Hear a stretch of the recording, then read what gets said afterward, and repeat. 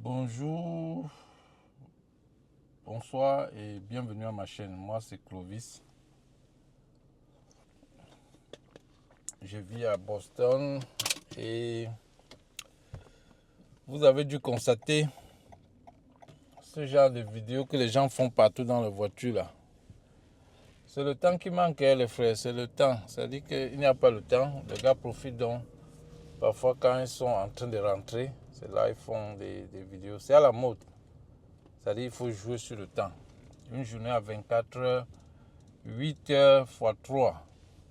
Et j'ai toujours à leur rappeler que en Afrique, les gens ne travaillent que 8 heures de temps par jour. C'est pour ça qu'il y a problème. Parce que si tu as la possibilité de travailler 16 heures de temps par jour, tes revenus vont augmenter. C'est ce qui se passe en Europe, en Amérique. Les gars travaillent 16 heures de temps par jour. C'est pour ça que vous entendez souvent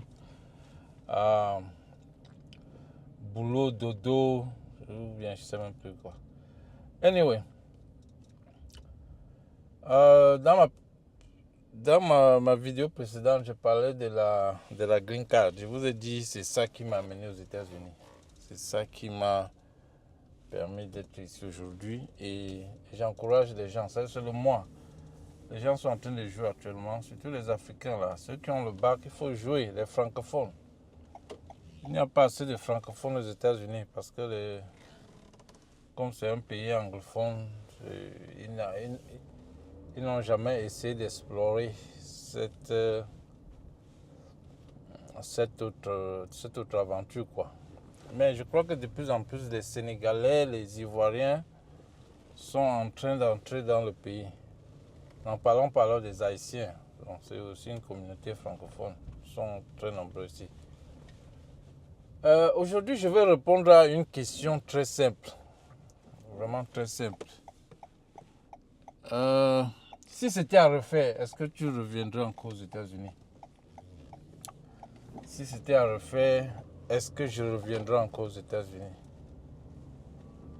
Je dois préciser que je n'ai vraiment pas réussi ici, hein. C'est maintenant là que je regarde un peu tout ce qui se passe. Vous voyez un peu.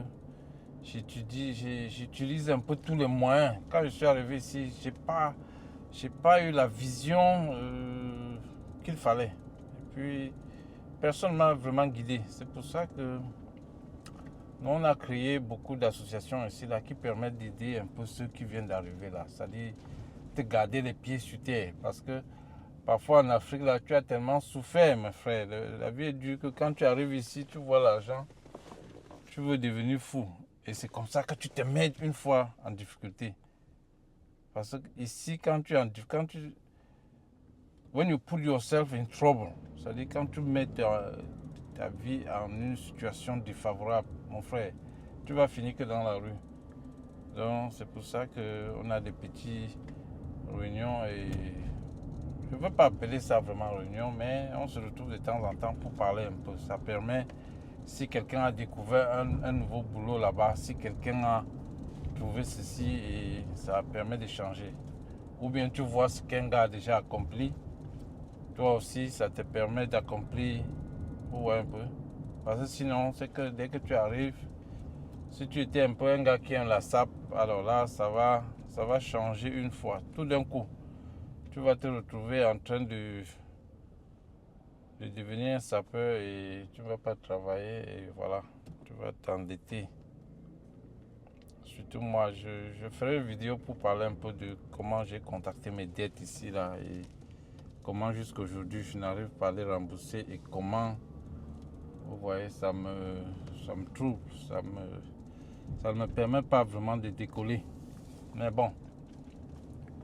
Donc, est-ce que je reviendrai aux États-Unis si c'est maintenant que je dis oui? Je vais dire oui, absolument oui. C'est difficile, c'est vraiment difficile, mais ça dépend de comment tu prends les choses en main. Si tu arrives, tu prends un mauvais chemin, vraiment tu vas t'égarer, ça va être difficile. Je vois, je rencontre beaucoup de frères ici. Là, parfois, ils sont obligés d'entrer dans l'armée parce que l'armée offre aussi des avantages. Mais vous savez ce que c'est que l'armée américaine, hein? Ici aux États-Unis, quand vous êtes dans l'armée, vous allez aller en guerre, vous allez... Bref, c'est un peu ça. Mais si c'est un truc que vous aimez, c'est une bonne chose. Je ne dis pas que c'est mauvais. Mais si vous allez entrer dans l'armée parce que vous ne savez plus, c'est la dernière option, alors là, ça devient difficile. Donc, si j'étais à refaire, je reviendrais ici, mais je vais juste changer la façon dont j'ai commencé. J'ai commencé, je suis allé à l'école, mais malheureusement, cette école ne m'a pas aidé parce que au moment où il fallait utiliser, j'ai pas fini, c'est-à-dire que j'ai pas vraiment gradué. Et la famille, j'avais déjà la famille au pays qu'il fallait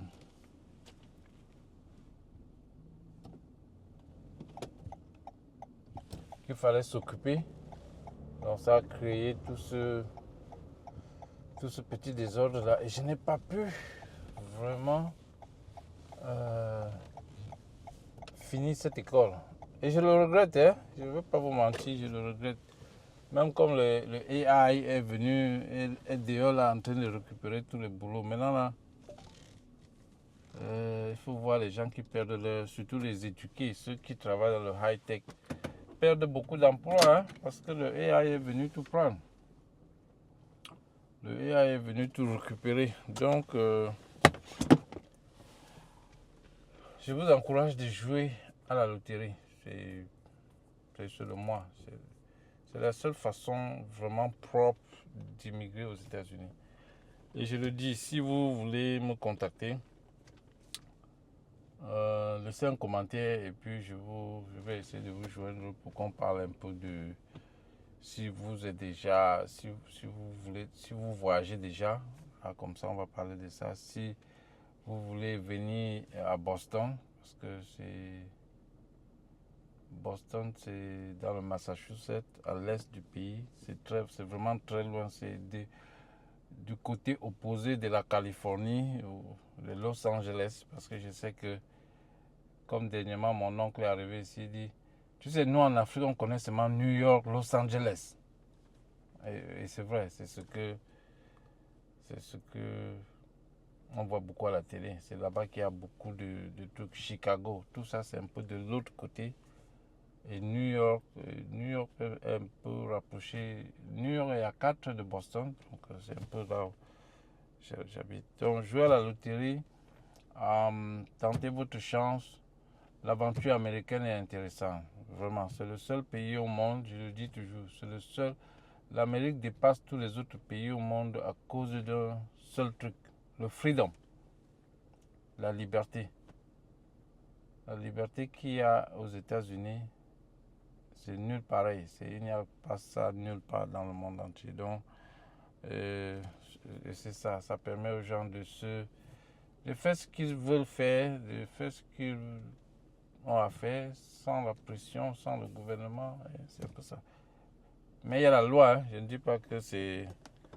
Bien sûr, toute organisation a toujours une loi. Et c'est ça. Donc, abonnez-vous à ma chaîne si vous trouvez ce que je fais intéressant. C'est une nouvelle chaîne que j'ai créée dernièrement. C'est une chaîne personnelle où je parle un peu de moi, des choses que je vois autour de moi. J'ai d'autres chaînes YouTube, faceless, c'est-à-dire où je ne montre pas ma face. Ces chaînes-là sont exclusivement faites pour... on appelle un peu ça le copier-coller, c'est-à-dire tu prends l'actualité ici, tu postes ici, tu prends l'actualité ici, tu postes ici. Et ça paye, hein? C'est pour ça que je vais aussi faire une vidéo pour les étudiants. Les étudiants africains, ceux qui sont encore en Afrique, comment utiliser les autres 8 heures de temps qui vous restent. Parce que vous dormez 8 heures de temps, vous partez à l'école 8 heures de temps, et les autres 8 heures de temps, vous ne faites rien. Donc, je veux vous montrer comment utiliser le second 8 hours pour faire de l'argent sur YouTube avec du copier-coller.